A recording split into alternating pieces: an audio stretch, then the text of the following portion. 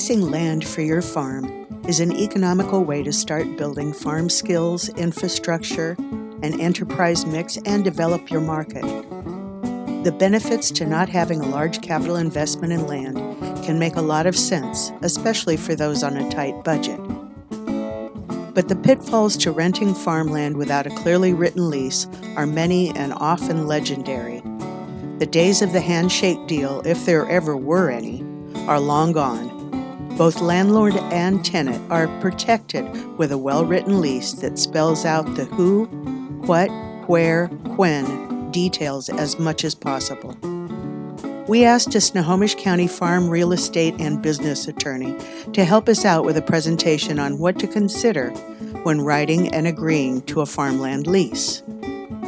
Our speaker is Dylan LaValle, agriculture real estate and business attorney with Adams & Duncan Lawyers in Everett, Washington.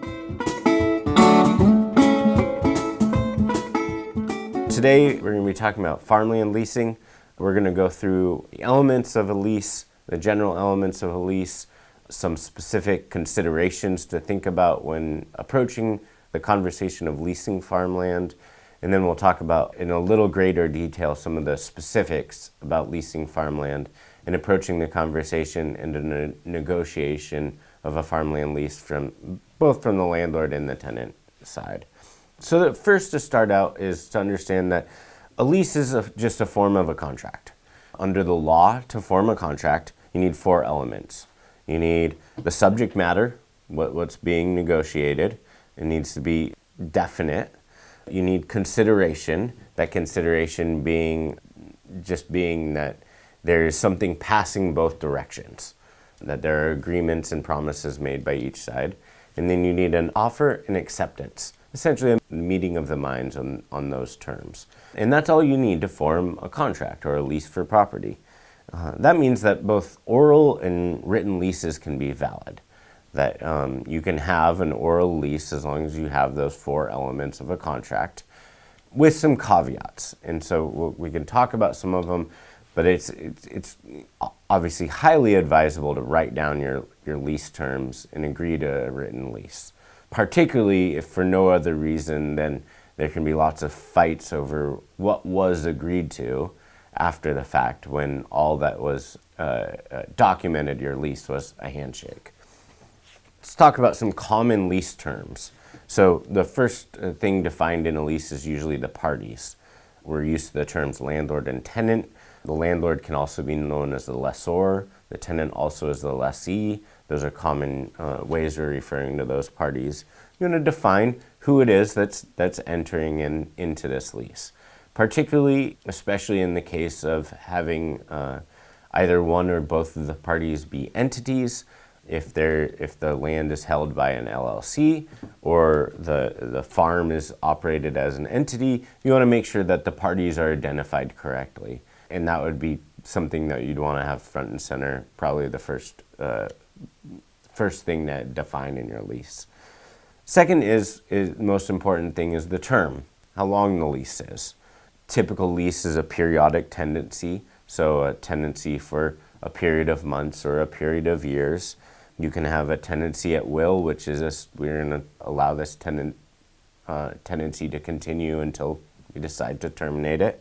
And then understand that at the end of a lease, you can have tenancy continue past that point, and there's still a relationship between the landlord and tenant there. That relationship doesn't terminate. It can change, but it doesn't terminate. And so all of these various things can define the term of a lease. A third thing you'd want, and most important, is a description of the property.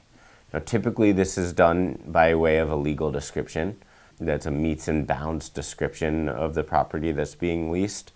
You can also be done either instead of or in addition to a legal description with attachment of a map, a description of an address, any sort of way to define the property being leased. Now, a legal description, a meets and bounds legal description, is the goal or maybe the best way to define the property being leased. And that's something either you can get from the deed for the property or from a surveyor. or a title company, but that's going to be the only way that you're going to know exactly what it is that's the subject of the property being leased. Anything short of that, either a depiction, a map, or an address, or some sort of colloquial reference to the property, is always going to be short of a specific definition of what's being defined. And so the ideal is to have a legal description of the property included within the lease that describes exactly what meets and bounds the four corners of the property being leased. But in addition to the four corners of the property, you also want the lease to define what else on the property is being leased. If there's buildings on the property, are they included in the lease? Does the tenant have access to them? Does the tenant have access, but the landlord also has access, or maybe access to a portion of some of the buildings? It's important to define in the lease what it is that the tenant is leasing and has access to, and what it is that the tenant might be excluded from. Additionally, in a description of the property, it's excellent to have a description of what else is on the property. And particularly, that's important for defining later who's responsible for maintaining and repairing those things. So in addition to defining the meets and bounds of the property, also defining that there are improvements on the property, who has access to them, and then who's responsible for maintaining them. And that's something that should also be included when defining what it is that's the subject, what property is the subject of this lease. Probably the fourth most important thing is rent. How is rent going to be calculated? And we'll go into some different ways that rent can be calculated and paid in a farming lease in a little bit. You'll want the farming lease to account for insurance, most important way to protect the party's interest in the lease and in the leased property. Not only just the general property insurance, but business insurance for the operation, crop insurance for whatever's being grown on the property, and then have it clearly defined about who's paying those insurance policies, who those policies will insure, and then who's entitled to the proceeds of those policies and under what circumstances. And then probably the last most important thing to make sure every lease includes allowable and prohibited uses. So that's something that's going to be, you'll want to have a specifically negotiated term about what's allowed on the property and what isn't allowed. And that's particularly true in farming leases, where you can have very general definitions of what could be planned on the property, but a lot of very specific requirements that the parties might have for each other. In particular, you can have some very general definitions about farming produce, but some very, very specific requirements for example, farming with organic practices, or certain types of sustainability or soil conservation methods that need to be followed. Oftentimes we'll see that a farm lease will actually require a landlord require that the tenant have a farm plan, and then that the lease incorporates that farm plan into the lease. And those kind of level of specificity can be really good for setting the parties' expectations about how the parties are going to be allowed to and required to use the property. So let's talk a little bit about some of those in more specificity. First, we'll talk about rent, because that's kind of usually one of the first things that's negotiated.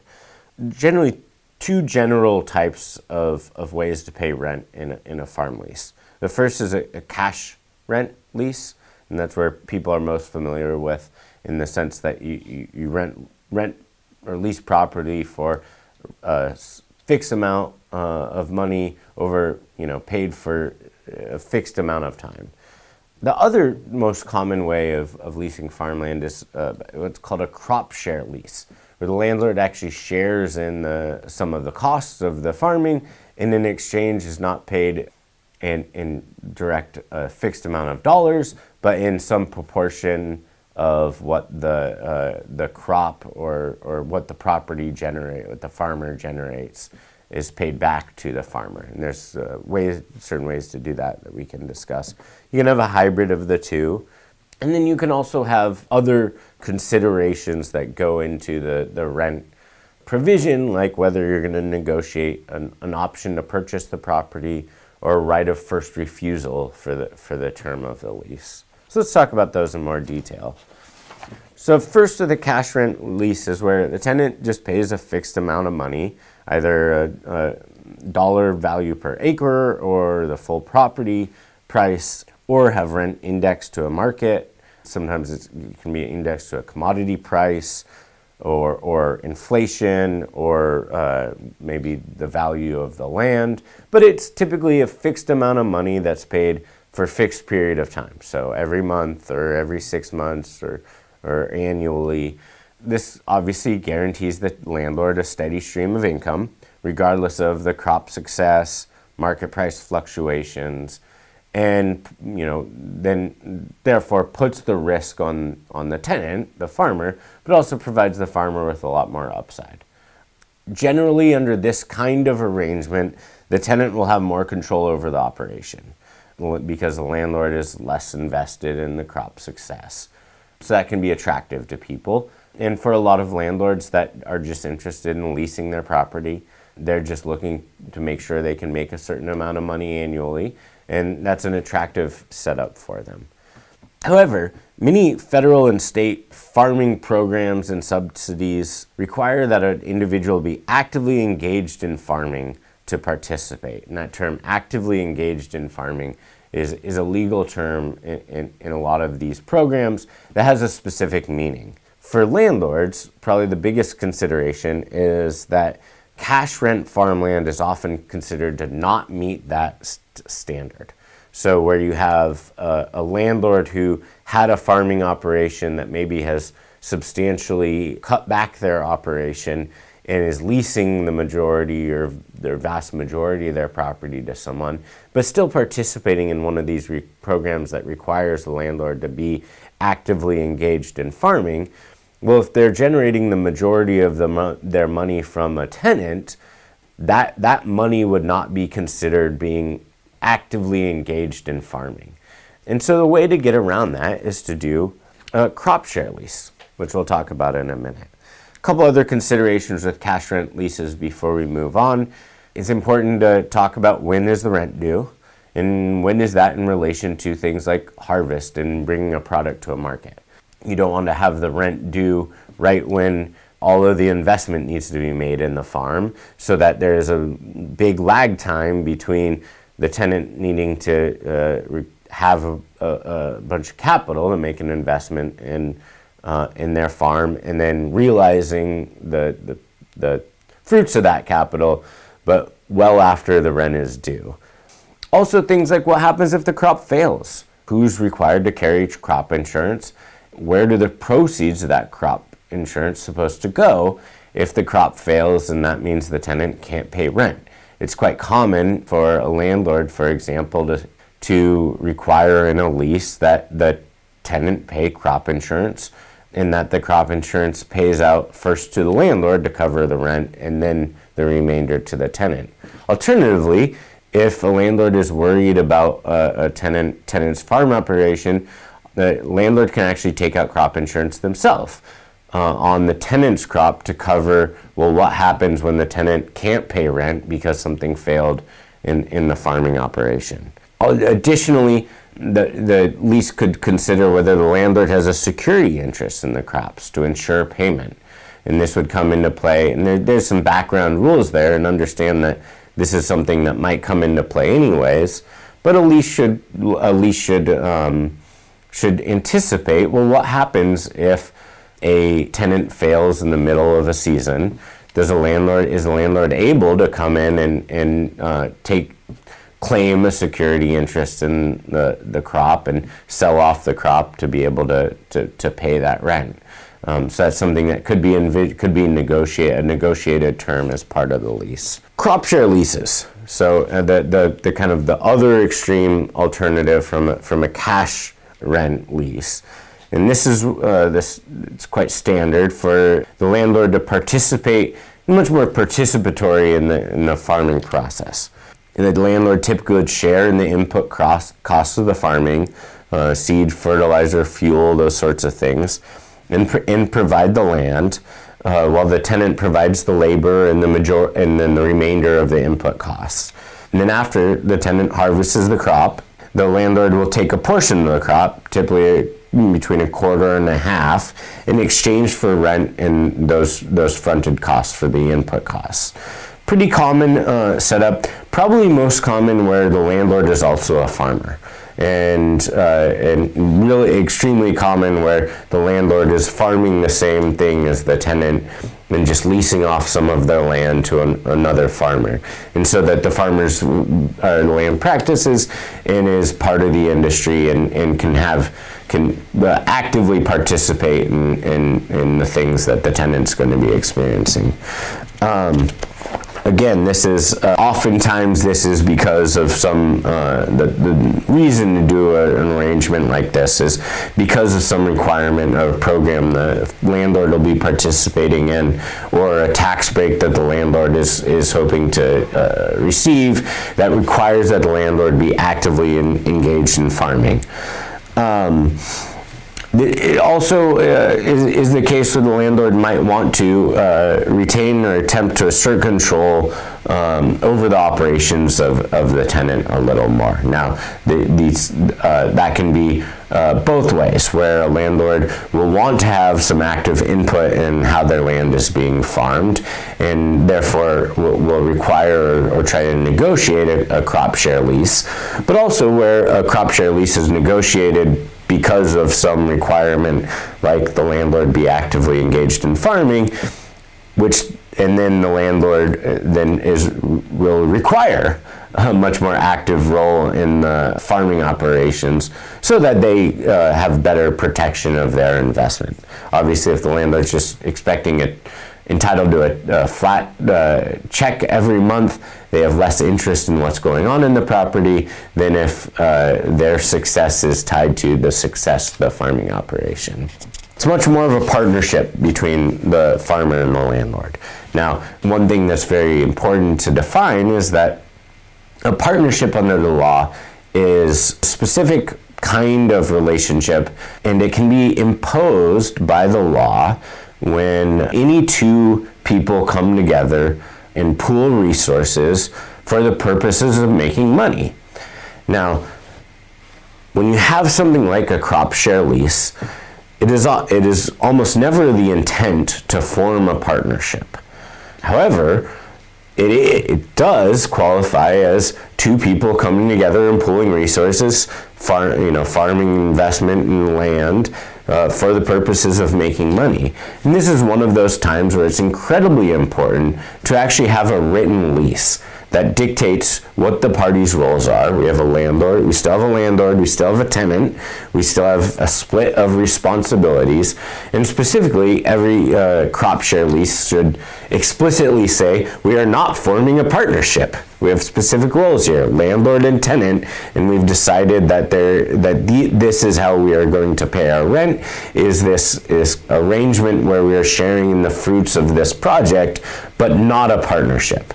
And it's quite common for there to be, under a handshake lease, if there's a crop share rent arrangement, for there to be a claim that actually what the parties have done is form a partnership. And that would bring that tendency not just under landlord-tenant law, but also under partnership law. And so a great example there of, especially if you're negotiating one of these a little more complicated crop share leases, imperative that you write that it gets memorialized in a written lease to avoid one of the parties later on saying, oh no, we were forming a partnership, therefore I'm entitled to much more than we had negotiated explicitly, because now partnership law applies. One of many, many examples of why having a written lease is really important, even though a handshake lease might be the bare minimum of what's required. Now, you could do a combination of those things. You could have a cash rent component of the lease, maybe a base rent that's paid annually, and also some additional portion of the crop that the landlord is entitled to maybe once the yield reaches a certain threshold. Obviously there would be a landlord under that arrangement would probably be entitled to a smaller proportion of the proceeds. And the goal would be to protect the landlord a little bit, provide them some certainty, but also reward the parties if there's a high yield there. Last thing with cash or crop share leases, the definitions of how to measure that are really important. And what I mean by that is how are you measuring the yield of the crop? At what point is it being measured? What percentage is the landlord entitled to, and what percentage of what is the landlord entitled to? You can obviously imagine a million different points along the way between actually having the crop in the ground and bringing it to market, that you could measure the productiveness of a crop, and each one of those measurement points will have a different way of defining productivity. And so you want to have an explicit definition of where are we defining what percentage the landlord is entitled to, and who's measuring it. Agreeing to that in advance is really important. Again, another reason to write these things down. Another couple things that could be incorporated in with the rent is either lease with an option to purchase. That's another. An option to purchase property is a unilateral contract, meaning one where the tenant would have a right to invoke the ability to purchase the property through the life of the lease. And that's not an atypical thing to negotiate the start of the lease, which is, hey, we want to lease this property, and presuming it works for me and presuming the lease remains in effect, I want to have the right to buy this property for a pre-negotiated price. Or maybe we'll get an appraisal and I'll have the right to buy the property for the appraised price anytime over the course of the 5 years. There needs to be consideration for that separate contract, but it can be part of the lease itself. And there's a pretty common way to try to lock up land that you might be able to want to buy but aren't in a position to do so yet. Additionally, you could also negotiate a right of first refusal.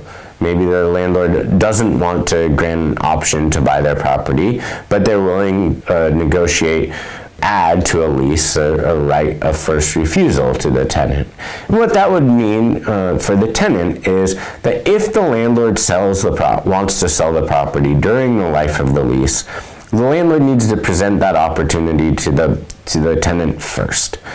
And so if the landlord gets an offer to sell their property for $1 million, they would have to take that $1 million offer to the tenant and provide that opportunity to the tenant first. Tenant would have the right to exercise that, take advantage of that opportunity, and only if the tenant didn't take advantage of the opportunity could the landlord sell the property. And that's another way, and maybe a lower cost way than an option, for the tenant to have at least some possibility down the road of being able to purchase the property.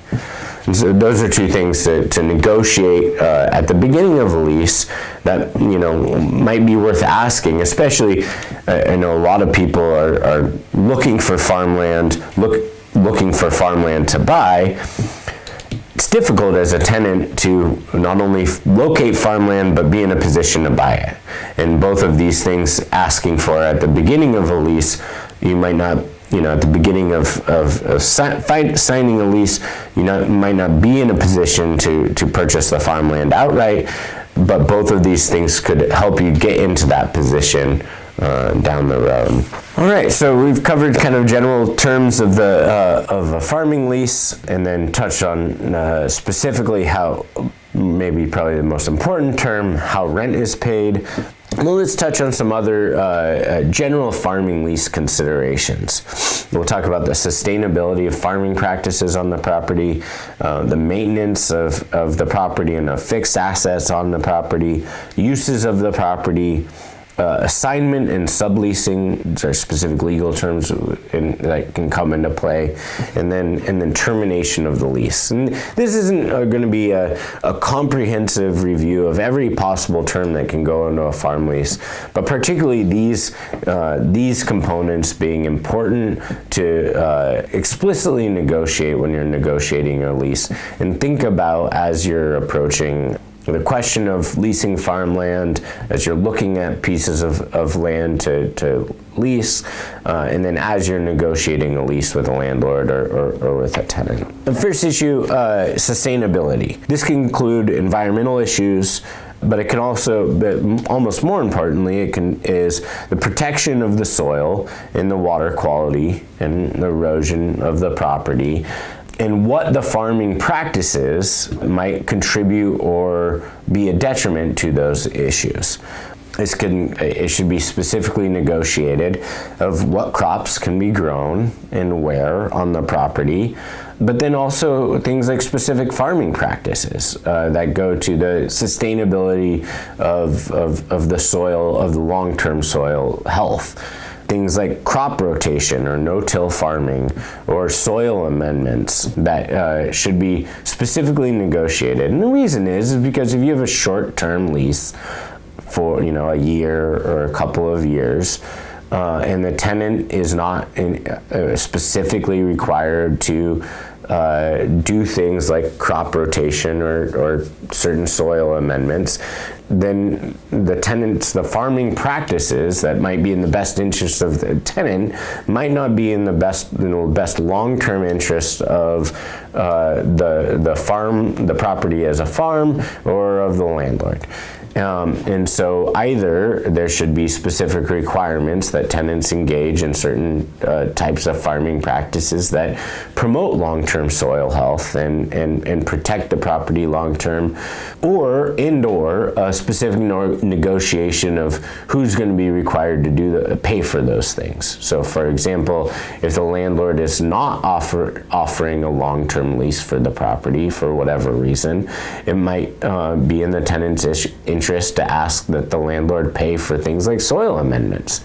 The tenant's not going to be there for a long period of time, and the landlord wants to require the tenant to be a good steward of the land, but those efforts are going to benefit the landowner, not the tenant long term. That should be a specific negotiation. In the Northwest here, especially on the west side of the mountains, often wet spaces on the property. And anytime you have a wet place, there should be some discussion about whether that space needs to be respected as a wetland, and therefore what restrictions might flow from that. Meaning, especially if there's any flowing water on the property, or any standing water, is there a buffer zone that needs to be respected? Have there been any environmental studies on the property?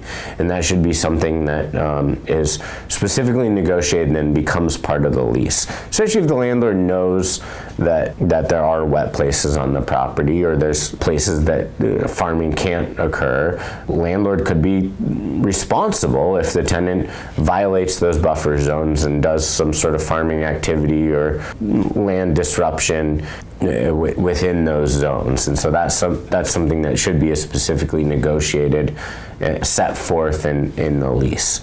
Things like organic agriculture. So if the property has been farmed organically and tenant is going to continue those practices, or a tenant wants to have an organic farm but the property hasn't been farmed consistent with those practices prior to that, there needs to be a specifically negotiated thing that should be part of the lease and explicitly lay out who's responsible for not only the practices, but then keeping good records of following those practices, so that there is a bureaucratic and administrative record of those things having been done with the property. And again, it's quite common for the tenant or the farmer to have a farm plan, and that whole farm plan then be incorporated by reference into the lease, and that it be a specifically negotiated term of the lease that the tenant is supposed to comply with that farm plan, whatever that farm plan might be, and that violation of the farm plan would be a violation of the lease terms. Other things about the use and sustainability of the property is nuisance law. So nuisance law is where generally a use on one piece of property that negatively affects another piece of property or someone on another piece or neighboring piece of property could be considered a nuisance if that negative effect goes above and beyond kind of the standard operating general uses for those kinds of pieces of property. And that can come in, and that's an important thing for farmers to understand that exists and to consider when looking at property.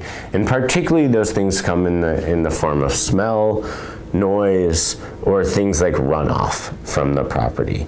And so smell or noise with respect to livestock can often be considered nuisances, incur the wrath of neighbors. And then things like fertilizers and runoff from the property that negatively affects people downstream can also be considered nuisances. Even if, and we won't get deep into nuisance law here, but even if those things don't rise to the level of actually being creating liability for nuisance, it doesn't stop people from complaining about them. And so primarily what should probably be considered is if there's if what's being envisioned as part of a lease is any change in operations of the property. Meaning you're going to take a property that has not previously had livestock in it and you're going to bring livestock onto the property. Or some sort of change in fertilizing schedule that has not previously been used on the property. You need to consider, well, what would happen if someone complained about this? Is this going to be covered? What are those nuances of nuisance law? And this is something that we should plan for. And that's something that both landlords and tenants should think about. Because the last thing you want to do is go through a long, complicated negotiation for a lease, start your farming practice, and then find out that the neighbors are going to file a nuisance lawsuit because they don't like the new noises coming from the farm. And so all of these things should be considered in thinking about the lease, thinking about what's in the long-term interest of this property, the community, the neighbors, the environment, and how do we incentivize the parties to make sure that maintenance of fixed assets on the property is an important thing and probably one of the most important things to consider when negotiating a farm lease, because it is probably the thing I see that is most often left out of leases and then most often a source of conflict. And so what do we mean by that? Meaning things that aren't the dirt, who's responsible for them, and then who can use them, and then what happens if they need maintenance, and what happens if they break, need repair. Primarily looking at things like houses on the property. It's quite common for farmland to have a residential house or residential houses. Are they included in the lease? Who's going to be living in them? Are they part and parcel of the same lease, or we have separate leases for the house and the farmland? Can the house be subleased? Meaning if the house is part of the leased property, but the farmer doesn't plan on living in the house, can the farmer then lease out the house to someone, either someone related to the farm or some unrelated person, to generate a little bit income in addition to the farming operations? If the house is going to be leased out separately by the landlord, well, is that residential lease going to be consistent with the farmer's practices? Meaning, if there's going to be a residential tenant on the property that living on the property that is not part of the farm operation, are they going to be happy if the farmer starts working at 4 in the morning? And is there going to be a conflict between those two operations? Specifically laying out those things and then saying, okay, who's then responsible for maintaining that house, repairing that house, is a vital part of a lease. So whenever there's a residential house on the property, it needs to be explicitly stated in the lease who's staying it, is it included in the lease, and then who's responsible for maintaining and repairing that house. Especially, this has always been the case, but even even more so now, post-COVID, there have been some revisions to the Residential Landlord-Tenant Act that are really important for people to consider about specifically landlords' obligations towards residential tenants. And so I think anytime you have property that has residents on it, there should be some specific considerations of how is that residence being incorporated into this lease or treated by this lease, and what are the parties' obligations with respect to that house. Next would be things like barns, sheds, corrals, fences, all of the other things that can exist on farm property. Typically, those things would be leased to the tenant, unless explicitly excluded. However, it's quite common, probably more common than not, that there's going to be some sort of nuance in there, that the landlord is going to retain some storage space in the barn for storing some of their old stuff, that, you know, the back half of the barn is the landlord's, front half of the barn is the tenant's, that this barn and this barn the tenant has access to, but this shed they do not. And those things should be explicitly stated in the lease, and it's okay to define those things with as much detail as you can, but it's better to lay them out with explicitly than not discuss them at all. For example, it's quite common to see that tenant leases, you know, these 40 acres, and the property is defined just by a legal description of meets and bounds, and there to be improvements on the property like a barn and a shed and some outbuildings. And then you talk to the tenant, and the tenant says, well, yeah, I've always had access to the barn, but I don't know about the sheds and that outbuilding. They're locked and I've never had access to them. That should have been something that was negotiated at the beginning of the lease. And the best way to avoid these problems and answer these questions is, prior to signing a lease, walk the property with the other party. Walk the property with the landlord, walk the property with the tenant, and anything that could ever require any amount of money to repair, anything more than a couple $100, just point at it and saying, who's responsible for this? What happens if this fence falls down? What happens if this, you know, who owns the irrigation system? What happens if it breaks? Do I have access to the barn? Are you also going to expect access to the barn and keep stuff in there? Is all this stuff going to be cleared out of the barn prior to us signing the lease? Asking those questions, just writing those things down and incorporating them in the lease is paramount. Now, I'll often see where people will actually attach as an exhibit to the lease either a map or a written description of what is included and who has access to what. And that's a great way to define these things with some granularity.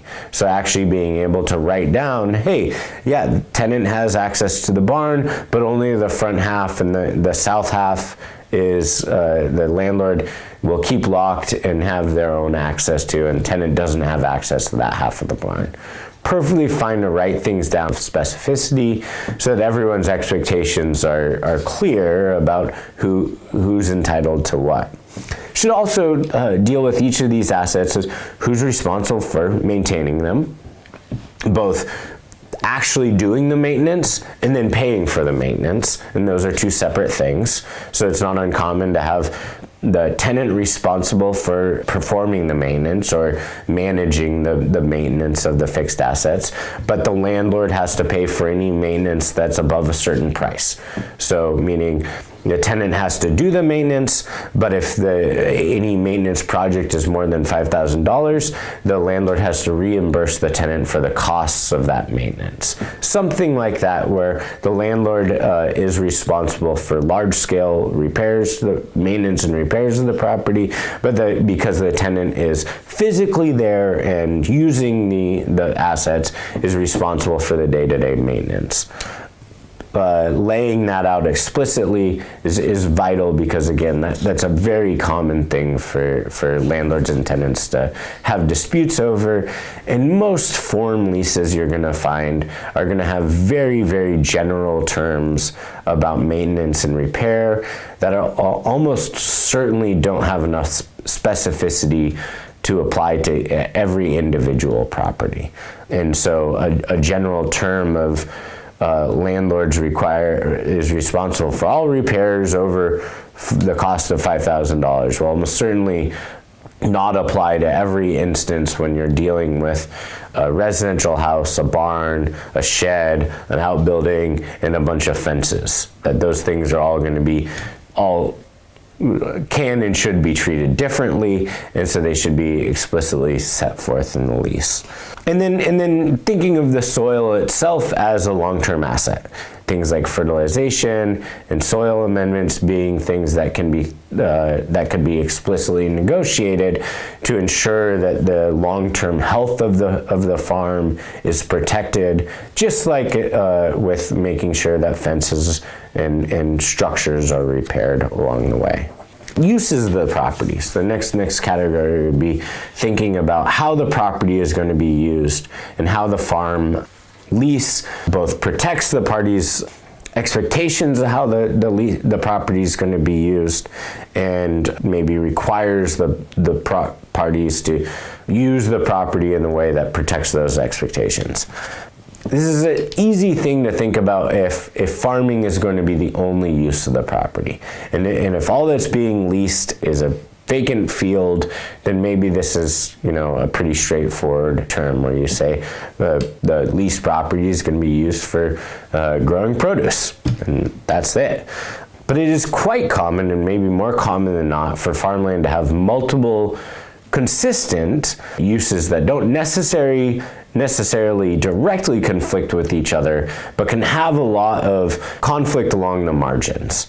And so very common example is with hunting leases. So it's quite common for farmland farmers to allow hunters onto their property, during hunting season, maybe maybe it's a handful of farmers, maybe it's just their friends, but that access could be consistent with having a vibrant farming operation on the property, but also come into conflict if there's not some negotiation between the farmer and the hunters as far as when they're going to have access to the property, notice as far as the hunters notifying the farmers when they're going to be hunting on the property, things like safety, all of those things being these two consistent uses that could become very inconsistent if there's not a negotiation and agreement and some coordination between those uses. Maybe another really common kind of consistent use that should be defined is things like agritourism. Anything where a farmer is going to have the public coming onto the property for any sort of purpose, whether it's a pumpkin patch, a corn maze, a U-pick operation, petting zoo, anything where you're going to have any public access to the farm should be explicitly negotiated in the lease and provided for. And the reason is because there will be, not only should there just be explicit acknowledgement that is occurring on the property, but there are certain things that need to be considered as far as the impact on insurance, both the landlord's insurance and the tenant's insurance, and then maybe other specific requirements that the parties should follow, such as posting certain notices that are required by the agritourism statutes, and things that the landlord and the tenant should both be aware of. It should always be very explicitly defined in the lease what the parties' intended uses for the property are, and maybe then also what isn't allowed on the property. And sometimes there's specific things that could be, maybe have caused issues in the past that the landlord will want to exclude the tenant from doing. And that can also be part of this section. Another thing that's pretty common in this region and becoming more common is things like cell tower leases. it's quite common for a cell company to want to put a cell tower on any sort of property where they need better coverage, and they can approach landowner and negotiate a lease of a very small portion of property, put up a cell tower. And that can often be a really great deal for the landowner, and something that in theory could not be in conflict with the tenant who's leasing the rest of the property for a farm. If there's 40 or 50 acres and the cell company wants a quarter acre, it could be a very consistent use and something that could work out very well for both the landlord and not impact the tenant at all. However, it's quite common for those leases to actually give cell tower lessee broad control over the use of the rest of the property, particularly with things like the ability to cut trees down or to maintain the property to secure their permanent access to the cell tower. And that's those kind of provisions. If the landlord's looking at it and saying, hey, tenant isn't using that quarter acre, I can lease that quarter acre to the cell tower company, those things won't be inconsistent, those uses won't be inconsistent. But then you dive into the terms of the lease, and the landlord is giving that cell tower company a power over not just that quarter acre, but larger portions of the property that might be inconsistent with the tenant's farming practices. Those are those kind of inconsistent uses that could butt up against each other. So anytime you're doing anything more than just one use on a property, there should be some very explicitly defined terms about who's allowed to do what and what can and can't be done with the property under that lease. A couple other just general provisions that are important to talk about. Again, we're not going to touch on every potential term in a lease, but a couple other just general legal terms that are good to know what they mean and how they could impact the use of the property. First is assignment and subleasing. And this is important because the general rule is that unless there's an explicit term saying you can't do this, is that a tenant is free to assign rights under a lease or sublease the property. And so, for example, it is if a tenant leases 100 acres and there's no provision preventing them from doing so, there would be nothing wrong with then the tenant turning around and subleasing 50 of those acres to another farmer. Now that is something that landlords generally want to prohibit because they want to maintain that one relationship with a tenant. And so it's important to look through, if you're using a farm lease online or there's a bunch of great resources of farm leases, but it's important to look through and say, hey, do I have the right to sublease part of this property or assign this lease to someone? If it turns out I want to take a break from farming for a little bit, or for a landlord to look and say, hey, is this explicitly prohibited, so that a tenant can go on and bring someone else in on the other side of the equation here from me. And so that's just something important to call out and see what your lease says and make sure that you and the landlord are on the same page about that, because landlords will, regardless of what the lease says, take issue if the tenant subleases the property or something to someone else. The last thing is looking at specifics of how the lease terminates. First, you want to look at when is the expiration of the term. So when does the lease end, and what does the lease say about what happens at the end of the lease? And a couple of things that to note, it's not uncommon for a farm lease to require that a tenant return the property to some sort of specific condition, either condition that the property was in at the beginning of the lease or some sort of other defined condition. And if there's going to be a requirement like that, it's important to understand what that requirement would be. And so, for example, something that I've seen very frequently is a requirement that the tenant at the end of the lease return the property to the same condition it was at the beginning of the lease. And then the lease is at its end, but the lease has been going on, has been renewed, and it's been 20 years, and no one knows what exactly the condition the property was in 20 years ago. So for example, if you're looking at a term like that, maybe you want to add some specific language about what the property looked like at the start of the lease, or what the landlord and the tenant expect that to be, and provide some more context there so that there's, at the end of the lease, there's some actual guidance as to what's expected of the tenant. You also want to look at language, if the lease has any language about, well, what happens if the lease terminates, but the tenant stays on the property and the landlord keeps accepting rent? I mentioned this really briefly at the beginning, but that turns into a different type of tenancy. And the law says that tenancy can continue under the terms, and under whatever terms of the lease that the parties manifest consent to be bound by. And that's a very weird phrase, and it can mean that actually the tenancy continues, but not all of the written terms of the lease survive into that new holdover tenancy. And so it's important to then, go back and say, hey, does the lease address this condition? Because that's often something that people do. It's a very frequent way for parties to proceed. They sign a 1-year lease or sign a 5-year lease. At the end of that term, everyone is still very happy with the lease arrangement, and so the parties just go on performing.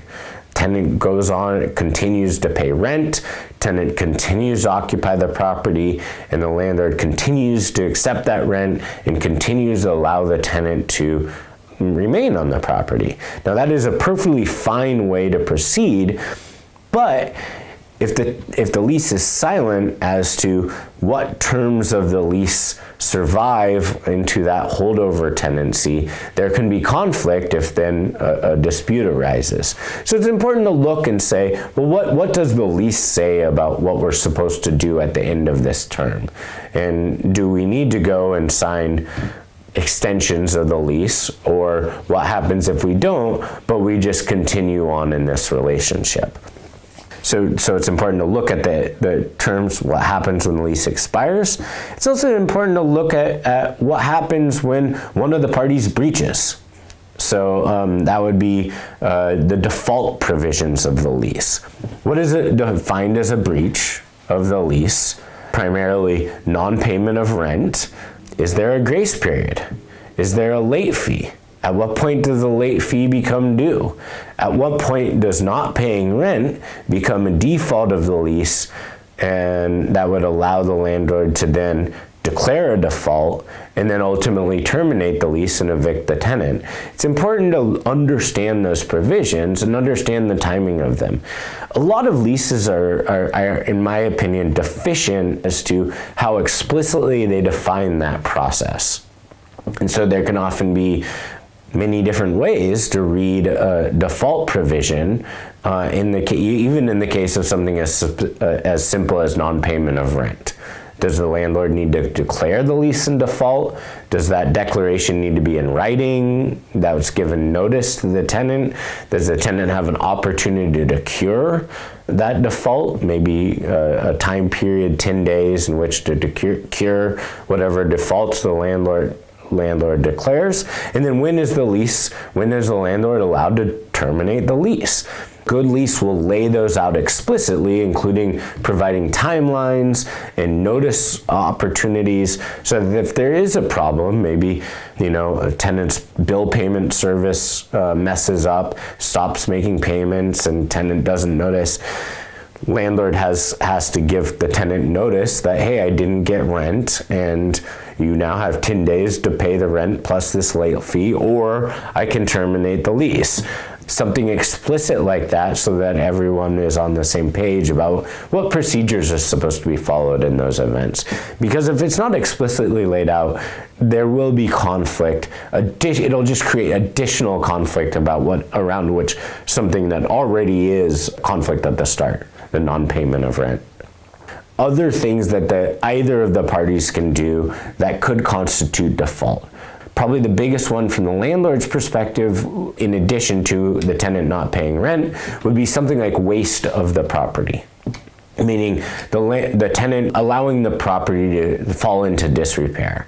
At what point would the landlord be entitled to declare a default of the lease for things like allowing fixed assets to fall into disrepair, such that the landlord could declare a default and evict the tenant? And those should be defined things. Waste itself is a defined term under the law, but it's a generally nebulous concept.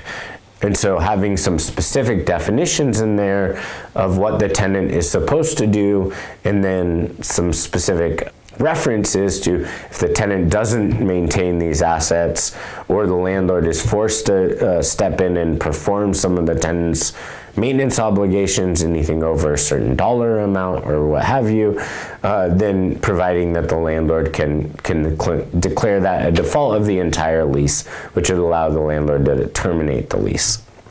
Similarly, from the tenant's perspective, what would the landlord do that could constitute a default of the landlord's obligations under the lease?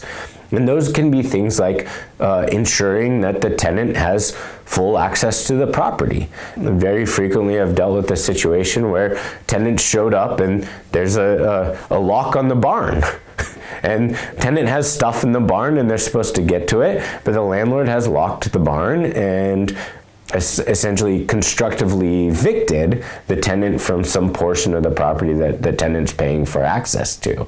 Now again, that's one of those things that why you would want to have an explicit term in the lease that the barn is included in the leased property, but also then you want to see what are the tenant's remedies for the landlord's breaches under the lease. Does the tenant get to stop paying rent because they're being constructively evicted from some portion of the property? Or what other remedies would the tenant have if the landlord's failing to uphold their obligations?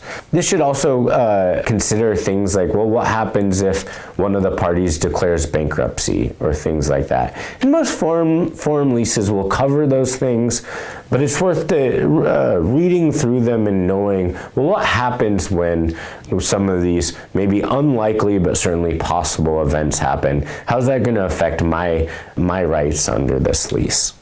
Last thing, in just thinking about approaching farmland, leasing farmland, looking at the property and saying, what should I be thinking about when I pull up this farm lease, or call a lawyer and ask them to draft a lease? What kind of terms should I be thinking about? What questions should I be asking? Well, probably the first thing you want to do is actually do some research into the property. So there's a ton of available property research resources, starting with Google Maps, looking at the property, looking at aerial photos of the property. The county has a bunch of property, and the county assessor's office has a bunch of property information. It's worth going and seeing, how many parcels is the property I'm thinking of leasing.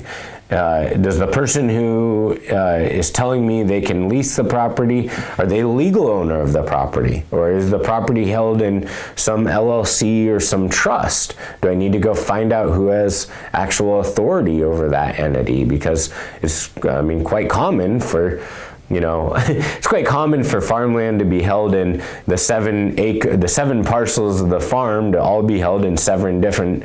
Some are held personally, some are held by dad, some are held by grandpa, some are held by a corporation that grandpa set up 50 years ago, some are held by an LLC, and all of that property, all of those parcels would be considered the farmland. And so doing some research on the property in advance can help you define what kind of questions need to be asked along the way. You can look at things like, does it look like there's wet areas? Does it look like there's a stream that I need to ask questions about? And then you can ask those questions. Are you leasing from the property owner? How much do you know about the landlord? Has the property been used as farmland before? And have those uses been consistent with what is being planned for the property, for the current lease? Are we going to be changing the uses of the property? How are we going to pay for rent? If we're going to consider something like a crop share lease, how are we going to define when the shares are determined? The biggest thing you can ask yourself is, what could go wrong here? I say this a million times. The best thing you can do in preparing a farm lease is to meet with the landlord, meet with the tenant, and walk the farm and point at everything that stands out and ask, what are we going to do about that? And then write it down. Even if it's a page of handwritten or 2 pages of handwritten notes that are attached as an exhibit to your lease that you each sign, it's going to be much better than if you just use some form lease that has some conflict with what actually is going on the property, and then a dispute arises. Final recommendations. Obviously, whatever lease you start with, whether it's a form lease, there's great resources out there. You can have a lawyer draft one for you. Oftentimes a landlord might have a lease they've used with a prior tenant. Read the lease. And if you have questions about what the terms mean, do some research or ask someone. Find a form of a lease that you feel comfortable with, that you understand, so that when you're negotiating the lease, you can talk with some fluency about what those terms mean and what you might be negotiating. Don't take the standard terms as gospel. While there are some great farm leases available for free from a lot of resources, every one of those terms can be negotiated. And you should think of those things as starting points, not as ending points, and really as inspiration for what here can be negotiated, what can we explicitly or specifically include in here to make sure it fits our expectations for this relationship. And then finally, thinking of the lease as part of your business model. So thinking about coming up with a farm plan, thinking about coming up with a business plan, and incorporating that lease into those plans, not just in, how much are we going to have to make, to pay our rent, and when is that rent going to be due, but how does insurance play into this? How does our relationship with the landlord and the land play into this? What kind of long-term, protections do we want, both from the landlord and the tenant side? Making sure that the farmland is sustainably farmed, making sure that everyone's looking out for the long-term interest of the farm, the neighbors, the community. And then things like going back to are you going to ask for something like a right of first refusal? Maybe you're not in a position to buy the farmland now, but if you're going to be signing a 5 or 10 year lease, think about what those 5 or 10 years might be able to do to put you in a position of buying the property.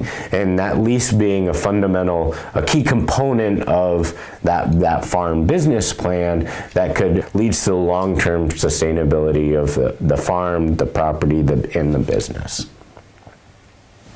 So that's it from me. Feel free to contact me if you have any questions, and I'm always happy to work with farmers.